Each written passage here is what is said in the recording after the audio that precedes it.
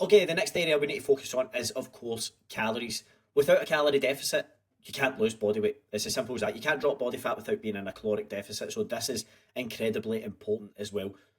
Again, you should have started with the 4 weeks at maintenance, that those foundational habits and behaviours, and then we will have set a caloric target based on the rate of progress that we're looking to achieve. Whatever that caloric intake is for the day, that should be your target. That should be what you're focusing on. It's not there as a nice to have or as a guide. It's there for a reason. It's literally an equation. We have worked out the rate of progress that you're looking for, and we've worked out the calories in order to generate that response. Now, it might not be laser accurate, but it's definitely going to be in the ballpark. So when the calories are set, you try your very best to adhere to them. If you're hungry, guess what? You're dieting, you're dropping body fat, you're going to be hungry. This isn't supposed to be easy. If you look around and see how many people who are obese or out of shape or fat, it would make sense that it's not easy. If it was easy, then we wouldn't have as many people who are so unhealthy all around us. So the fact that you might get hungry is okay. You won't die from hunger. And in actual fact, you've got plenty of stored energy, stored flexibility around your midsection as well. And that is what we're trying to work off. Now, there's plenty of training videos, obviously, within the app surrounding how to track calories, and why it's so important is for awareness. And that's why we spend the 4 weeks, that kind of foundational phase, focusing on just getting used to tracking calories, because every single person who started tracking calories from a place of not tracking calories has been blown away by the amount of energy contained within X, Y, or Z. There's never been a person so far, in my experience in coaching, who has come in and went, oh, that's the exact amount of energy I thought was in those meals.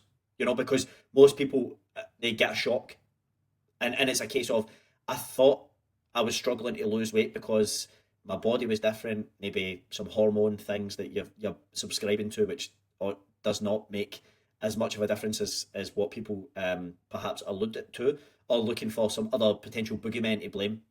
And when they start tracking calories from an awareness perspective, it's like, oh shit, no, actually, I've just been consuming far more energy than I thought. So we want to be tracking our calories in MyFitnessPal, and my preferred method is to use MyFitnessPal as a planner. Plan your calories, plan your day ahead, and then go out and execute it. You've already premeditated some positive decisions for the subsequent days ahead.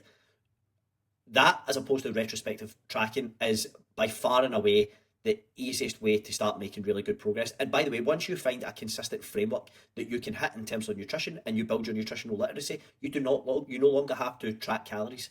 This isn't a lifelong thing. This is a skill that you learn. Once you acquire the skill, you do not have to track calories any longer. Now, a bonus tool here would be the environment assessment worksheet to evaluate your kitchen, pantry, support systems, like everything that you've got in close proximity to you, both at home and at work, or places that you frequent often. If those environments are set up for success, you will be successful. If those environments are working against you, you're going to be pushing shit uphill from day one, and it's going to be very, very difficult for you to make really lifelong and life changing progress. And common mistakes I see people make: I eat a healthy diet.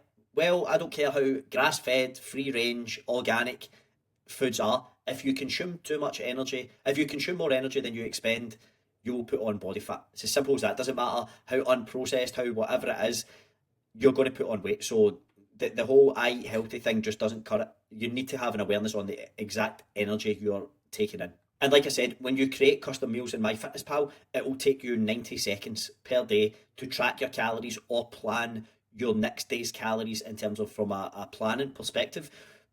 You'll make the same kind of meals or similar kind of meals. Once you've tracked that, once you turn that into a custom meal, then it's so easy to just go, right, this is what I had, or that's what I'm going to have tomorrow, that's what I'm going to have then.